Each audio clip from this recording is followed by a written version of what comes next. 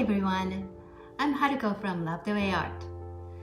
Today I'm going to talk about a pair of art pieces that I recently made, right here, doing and not doing. The one on your left is pronounced do in Japanese, and it means moving, doing, or state of action. The one on your right is pronounced sei, and it means being quiet, not moving, or in a state of inaction. These two words are placed at the opposite end of the energy scale, so to speak, with doing representing a more active, energetic, and a powerful state, while not doing representing a calm, peaceful, and inactive state. We often use this doing and not doing scale to describe things like who we are and what we do by saying like you are an energetic person or you aren't very active on social media. What we do in life is never completely on one side or the other of this energy scale. Things often fall somewhere in between. But the society seems to view everything what we do in a perspective of doing versus not doing. And in the process, it seems that it put a significantly larger value on the doing side. So our daily life consists of so much doing. You have people to meet, places to go, and things to do at work and at home. Well, maybe things are a little bit different for the last 2 years or so, but basically we're encouraged to work hard, being productive, and to make things happen rather than waiting for things to happen. Staying busy doesn't always translate it to good and meaningful work. But the culture of our society encourages us to feel that not doing isn't an option for achieving things. But let me ask you a question. Is progress a product of doing only? Or is there a fundamental flaw in this way of thinking? What if we can actually get something out of not doing? I'm going to explore the idea of a whole different way of making progress and achieving something by not doing. Okay, so first, we need to go back to the question, why is it that even our best effort can end up in a marginal result and failed expectations? Why is it that being productive and doing more don't always bring better result? And we instinctively know the answer. That's because we don't have control over everything in life.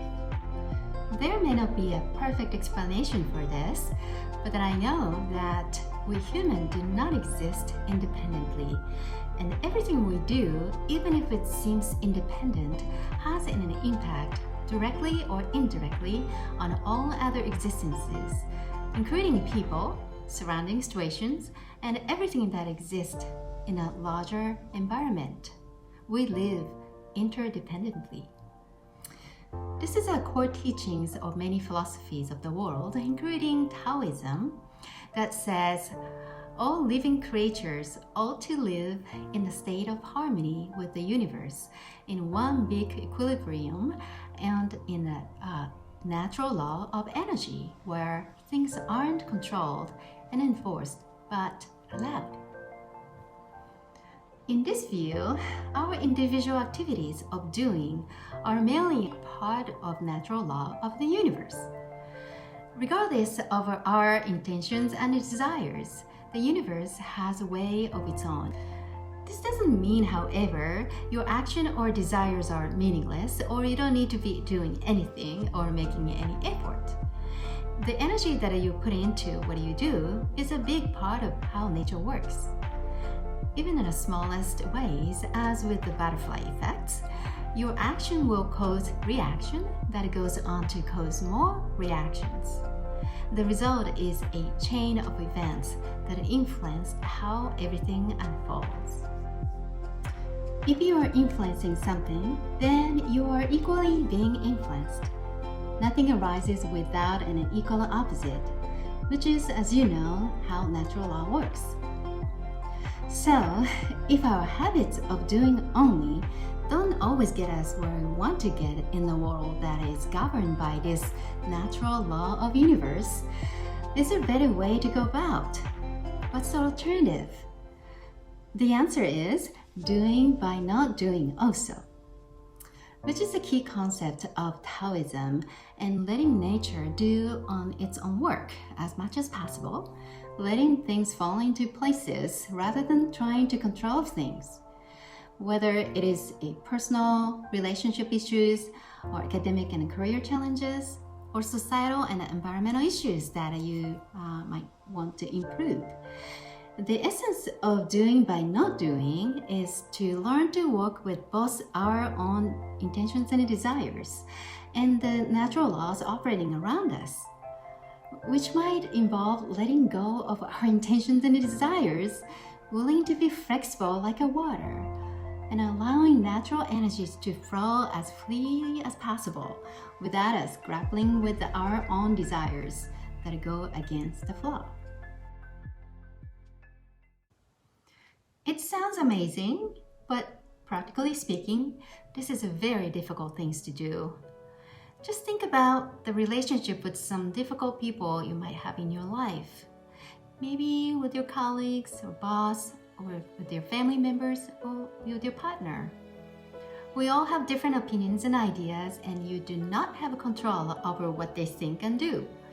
You might have the best intention in the world, yet can't agree with them, and the situation can get intensified. So how doing by not doing will help in this kind of a situation? Are we supposed to do nothing and let others do what they want and roll over you? Is that how natural law works? Why not stand up for yourself and do what you think the right things to do, or say what need to be said? Well, I like to share the word by Eckhart Tolle. You cannot transform yourself, and you certainly cannot transform your partner or anybody else. All you can do is to create a space for transformation to happen, for grace and love to enter. First, you stop judging yourself, and then you stop judging your partner, meaning stop thinking who is right or wrong. The moment the judgment stops through acceptance of what is, you are free of the mind.